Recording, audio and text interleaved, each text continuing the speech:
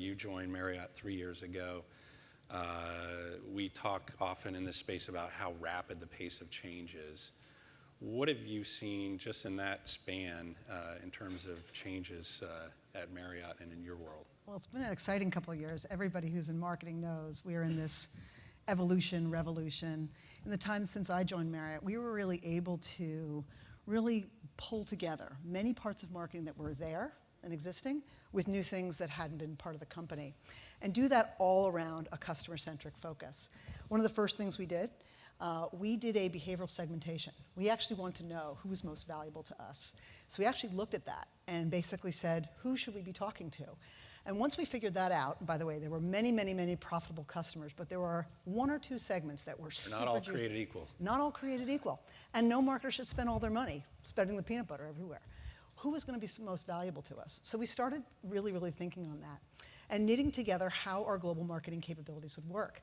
So we have, terrific groups that lead digital marketing, brand marketing, what have you, but we didn't have things like storytelling, content marketing.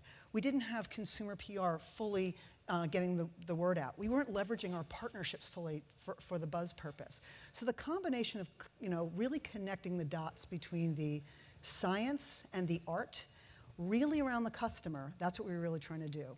I like to call that metrics meeting magic. And learn that by being in those kinds of worlds where there's deep digital understanding, deep understanding of customer behavior met with how you tell a story and make it compelling to them so they want to be in a relationship with you. So did that at Marriott as the beginnings of the marketing mix. But now, today, we are now the largest hotel company in the world with 30 brands, 5,700 locations. So I am super glad that we did this work a couple years back to knit together the marketing mix so that we'll really be able to delight the customer and communicate with them in an authentic way. Whether it's the website, the app, you name it, all of our communications, what we're doing now, and actually with the help of Epsilon, we've been able to connect the dots between the kind of abandoned search that might be happening when somebody's shopping for a stay, to then send them a very, very timely email to suggest a place, a particular location that they may be going, which really wasn't possible before. It was taking us days to do that. It now takes us hours to do that.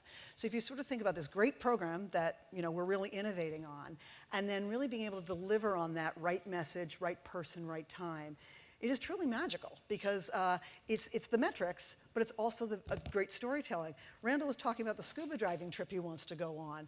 The more we listen to what he's wanting to travel and the things that he wants to do, if he participates in social media, there's lots of things across loyalty that's not just the program itself, but how we kind of bring the story out about all the great properties and experiences that we have. So you make a really interesting point. In this kind of hyper-connected world where we live, if you roll back the clock 6, 7, 10 years ago, we were all running these episodic marketing campaigns, right? So we would decide what we wanted to say to consumers when they wanted to hear it, and that was sort of this linear thing that would take place, directed and controlled by us as marketers.